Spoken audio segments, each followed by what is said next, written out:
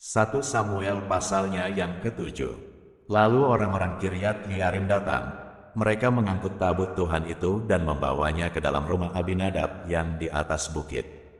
Dan Eleazar, anaknya, mereka kuduskan untuk menjaga tabut Tuhan itu. Sejak saat tabut itu tinggal di Kiryat Yearim berlalulah waktu yang cukup lama, yakni 20 tahun, dan seluruh kaum Israel mengeluh kepada Tuhan. Lalu berkatalah Samuel kepada seluruh kaum Israel demikian, jika kamu berbalik kepada Tuhan dengan segenap hati, maka jauhkanlah para allah asing dan para Astoret dari tengah-tengahmu dan tujukan hatimu kepada Tuhan dan beribadahlah hanya kepadanya, maka ia akan melepaskan kamu dari tangan orang Filistin. Kemudian orang-orang Israel menjauhkan para Baal dan para Astoret dan beribadah hanya kepada Tuhan. Lalu berkatalah Samuel, kumpulkanlah segenap orang Israel ke Mispa, maka aku akan berdoa untuk kamu kepada Tuhan. Setelah berkumpul di Mispa, mereka menimba air dan mencurahkannya di hadapan Tuhan. Mereka juga berpuasa pada hari itu dan berkata di sana, kami telah berdosa kepada Tuhan. Dan Samuel menghakimi orang Israel di Mispa. Ketika didengar orang Filistin bahwa orang Israel telah berkumpul di Mispa, majulah raja-raja kota orang Filistin mendatangi orang Israel. Serta didengar orang Israel demikian, maka ketakutanlah mereka terhadap orang Filistin. Lalu kata orang Israel kepada Samuel, janganlah berhenti berseru bagi kami kepada Tuhan, Allah kita, supaya ia menyelamatkan kami dari tangan orang Filistin itu. Sesudah itu Samuel mengambil seekor anak domba yang menyusu, lalu mempersembahkan seluruhnya kepada Tuhan sebagai korban bakaran. Dan ketika Samuel berseru kepada Tuhan bagi orang Israel, maka Tuhan menjawab dia. Sedang Samuel mempersembahkan korban bakaran itu, majulah orang Filistin berperang melawan orang Israel. Tetapi pada hari itu Tuhan mengguntur dengan bunyi yang hebat ke atas orang Filistin dan mengacaukan mereka, sehingga mereka terpukul kalah oleh orang Israel. Keluarlah orang-orang Israel dari Mispa, mengejar orang Filistin itu dan memukul mereka kalah sampai hilir Betkar. Kemudian Samuel mengambil sebuah batu dan mendirikannya antara Mispa dan Yesana, ia menamainya Ebenhaezer. Katanya, sampai di sini Tuhan menolong kita. Demikianlah orang Filistin itu ditundukkan dan tidak lagi memasuki daerah Israel. Tangan Tuhan melawan orang Filistin seumur hidup Samuel, dan kota-kota yang diambil orang Filistin daripada Israel, kembali pula kepada Israel, mulai dari Ekron sampai Gad, dan orang Israel merebut daerah sekitarnya dari tangan orang Filistin. Antara orang Israel dan orang Amori ada damai. Samuel memerintah sebagai hakim atas orang Israel seumur hidupnya.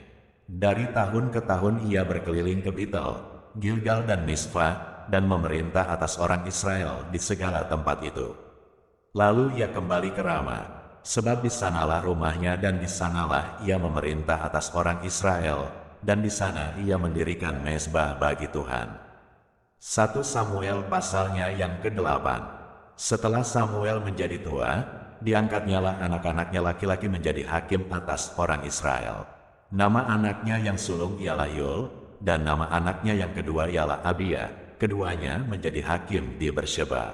Tetapi anak-anaknya itu tidak hidup seperti ayahnya.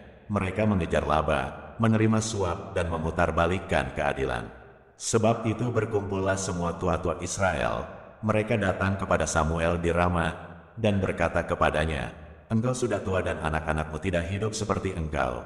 Maka angkatlah sekarang seorang raja atas kami untuk memerintah kami, seperti pada segala bangsa-bangsa lain. Waktu mereka berkata, berikanlah kepada kami seorang raja untuk memerintah kami. Perkataan itu mengesalkan Samuel, maka berdoalah Samuel kepada Tuhan. Tuhan berfirman kepada Samuel, dengarkanlah perkataan bangsa itu dalam segala hal yang dikatakan mereka kepadamu. Sebab bukan engkau yang mereka tolak, tetapi akulah yang mereka tolak, supaya jangan aku menjadi raja atas mereka. Tepat seperti yang dilakukan mereka kepadaku sejak hari aku menuntun mereka keluar dari Mesir sampai hari ini, yakni meninggalkan daku dan beribadah kepada Allah lain, demikianlah juga dilakukan mereka kepadamu. Oleh sebab itu dengarkanlah permintaan mereka. Hanya peringatkanlah mereka dengan sungguh-sungguh dan beritahukanlah kepada mereka apa yang menjadi hak raja yang akan memerintah mereka. Dan Samuel menyampaikan segala firman Tuhan kepada bangsa itu, yang meminta seorang raja kepadanya. Katanya, inilah yang menjadi hak raja yang akan memerintah kamu itu. Anak-anakmu laki-laki akan diambilnya dan dipekerjakannya pada keretanya dan pada kudanya, dan mereka akan berlari di depan keretanya. Ia akan menjadikan mereka kepala pasukan 1000 dan kepala pasukan 50. Mereka akan membajak ladangnya dan mengerjakan penuaian baginya. Senjata-senjatanya dan perkakas keretanya akan dibuat mereka. Anak-anakmu perempuan akan diambilnya sebagai juru campur rempah-rempah, juru masak dan juru makanan. Selanjutnya dari ladangmu, kebun anggurmu dan kebun zaitunmu akan diambilnya yang paling baik dan akan diberikannya kepada pegawai-pegawainya. Dari gandummu dan hasil kebun anggurmu akan diambilnya 1/10 dan akan diberikannya kepada pegawai-pegawai istananya dan kepada pegawai-pegawainya yang lain. Budak-budakmu laki-laki dan budak-budakmu perempuan, ternakmu yang terbaik dan keledai-keledaimu akan diambilnya dan dipakainya untuk pekerjaannya. Dari kambing dombamu akan diambilnya 1/10, dan kamu sendiri akan menjadi budaknya. Pada waktu itu kamu akan berteriak karena rajamu yang kamu pilih itu. Tetapi Tuhan tidak akan menjawab kamu pada waktu itu. Tetapi bangsa itu menolak mendengarkan perkataan Samuel dan mereka berkata, "Tidak, harus ada raja atas kami. Maka kami pun akan sama seperti segala bangsa-bangsa lain. Raja kami akan menghakimi kami dan memimpin kami dalam perang." Samuel mendengar segala perkataan bangsa itu dan menyampaikannya kepada Tuhan. Tuhan berfirman kepada Samuel, "Dengarkanlah permintaan mereka dan angkatlah seorang raja bagi mereka." Kemudian berkatalah Samuel kepada orang-orang Israel itu, "Pergilah masing-masing ke kotanya." 1 Samuel pasalnya yang ke-9. Ada seorang dari daerah Benyamin, namanya Kish bin Abil, bin Zeror, bin Bekhorat, bin Afiah, seorang suku Benyamin, seorang yang berada. Orang ini ada anaknya laki-laki, namanya Saul, seorang muda yang elok rupanya. Tidak ada seorang pun dari antara orang Israel yang lebih elok daripadanya. Dari bahu ke atas ia lebih tinggi daripada setiap orang sebangsanya. Kish, ayah Saul itu, kehilangan keledai-keledai betinanya. Sebab itu berkatalah Kish kepada Saul, "Anaknya, ambillah salah seorang bujang, bersiaplah dan pergilah mencari keledai-keledai itu." Lalu mereka berjalan melalui pegunungan Efraim, juga mereka berjalan melalui tanah Salisa, tetapi tidak menemuinya. Kemudian mereka berjalan melalui tanah Sahalim, tetapi keledai-keledai itu tidak ada. Kemudian mereka berjalan melalui tanah Benyamin, tetapi tidak menemuinya. Ketika mereka sampai ke tanah Zuf, berkatalah Saul kepada bujangnya yang bersama-sama dengan dia, "Mari, kita pulang. Nanti ayahku tidak lagi memikirkan keledai-keledai itu, tetapi khawatir mengenai kita." Tetapi orang ini berkata kepadanya, "Tunggu, di kota ini ada seorang abdi Allah, seorang yang terhormat, segala yang dikatakannya pasti terjadi. Marilah kita pergi ke sana sekarang juga, mungkin ia dapat memberitahukan kepada kita tentang perjalanan yang kita tempuh ini." Jawab Saul kepada bujangnya itu, "Tetapi kalau kita pergi, apakah yang kita bawa kepada orang itu? Sebab roti di kantong kita telah habis, dan tidak ada pemberian untuk dibawa kepada abdi Allah itu. Apakah yang ada pada kita?" Jawab bujang itu pula kepada Saul, "Masih ada padaku 1/4 shikal perak, itu dapat aku berikan kepada abdi Allah itu, maka ia akan memberitahukan kepada kita tentang perjalanan kita." Dahulu di antara orang Israel, apabila seseorang pergi menanyakan petunjuk Allah, ia berkata begini, "Mari kita pergi kepada pelihat," sebab nabi yang sekarang ini disebutkan dahulu pelihat. Kemudian berkatalah Saul kepada bujangnya itu, "Pikiranmu itu baik.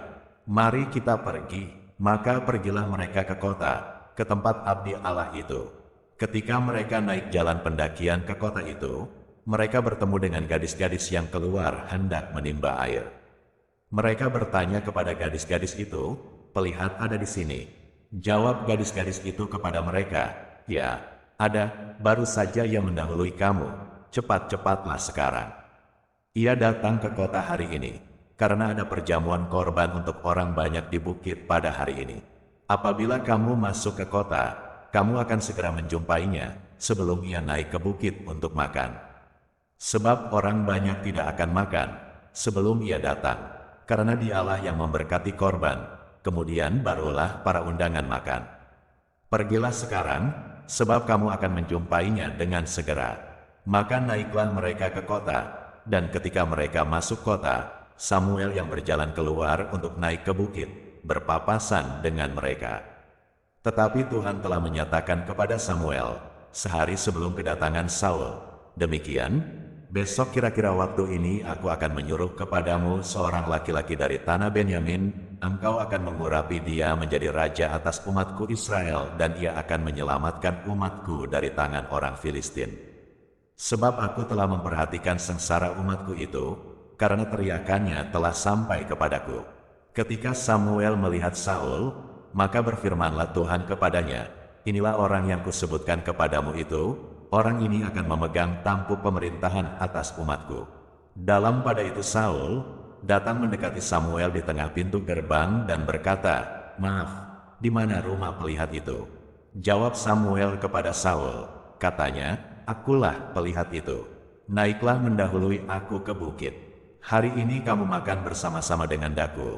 Besok pagi aku membiarkan engkau pergi dan aku akan memberitahukan kepadamu segala sesuatu yang ada dalam hatimu. Adapun keledai-keledaimu yang telah hilang 3 hari lamanya sampai sekarang, janganlah engkau khawatir, sebab telah diketemukan. Tetapi siapakah yang memiliki segala yang diingini orang Israel? Bukankah itu ada padamu dan pada seluruh kaum keluargamu? Tetapi jawab Saul, bukankah aku seorang suku Benyamin, suku yang terkecil di Israel? Dan bukankah kaumku yang paling hina dari segala kaum suku Benyamin? Mengapa Bapa berkata demikian kepadaku? Sesudah itu Samuel mengajak Saul dan bujangnya, dibawanya ke pendopo dan diberikannya kepada mereka tempat utama di depan para undangan, yang banyaknya kira-kira 30 orang. Berkatalah Samuel kepada juru masak, berikanlah sekarang bagian yang kuberikan kepadamu tadi, dengan pesan, simpanlah ini dahulu. Lalu juru masak itu menghidangkan paha dan apa yang termasuk ke situ dan meletakkannya ke depan Saul. Dan Samuel berkata, lihat, yang tinggal ini diletakkan ke depanmu, makanlah, sebab telah disimpan bagimu untuk perayaan ini, ketika aku berkata, aku telah mengundang orang banyak. Demikianlah pada hari itu Saul makan bersama-sama dengan Samuel. Sesudah itu turunlah mereka dari bukit ke kota, dan Samuel bercakap-cakap dengan Saul di atas soto. Mereka bangun pagi-pagi, dan ketika fajar menyingsing, Samuel memanggil Saul yang ada di atas soto itu. Katanya, bangunlah, aku akan mengantarkan engkau. Lalu Saul bangun dan mereka keduanya pergi keluar, yakni ia dan Samuel. Ketika mereka turun sampai ke ujung kota, berkatalah Samuel kepada Saul, katakanlah kepada bujang itu, supaya ia pergi mendahului kita, tetapi berhentilah engkau sebentar, maka aku akan memberitahukan kepadamu firman Allah.